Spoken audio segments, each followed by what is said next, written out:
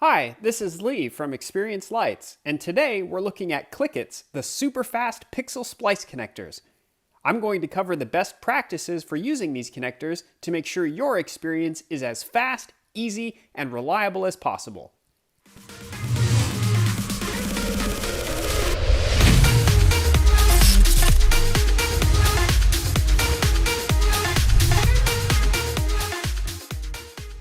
CLICKITS are designed to splice stranded, 3-conductor copper wire that is commonly used in RGB pixel light strings.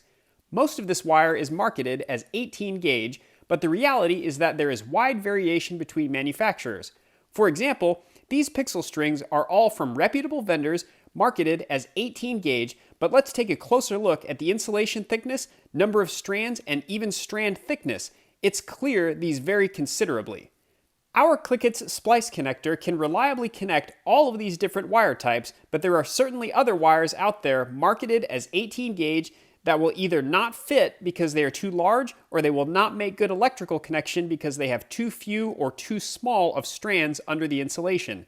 Some discount pixels are particularly egregious in this regard, with just a few strands of very thin wire under a thick layer of insulation to give the illusion of a thicker gauge wire. To make a connection with the CLICKITS connector, first make a clean, straight cut across all 3 wires. One common installation issue we hear about is, I can't get the wires into the holes, and this is typically due to a poor cut on the wires.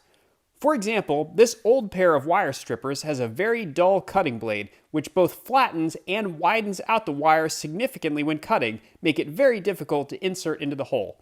However, this can be remedied quickly by rolling the wire between your fingers to smooth the wire back out to its circular shape.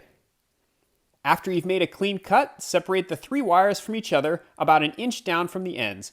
Too short of a separation will make it more difficult to insert all 3 wires at once. With a clean flush cut on the separated wires, simply insert them into the clear top part of the connector through the alignment holes.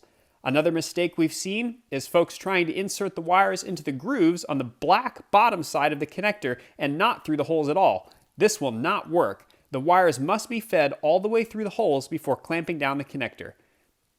Slightly lift the clear top side of the connector while inserting the wires to make sure they make it all the way to the end of the slots past the metal forks. Check to make sure the wires are all the way into the slots, which is about at the fold or corner point of the clear top piece. Using pliers, apply firm, even pressure across the top of the raised areas of the connector. Once it has clicked shut, the wires should have good engagement with the forks and make a solid electrical connection. The wires have made a good connection as soon as you hear no more clicking noises as you compress. Many customers have had great success using Scotch lock pliers due to the flat surface which applies a nice even pressure.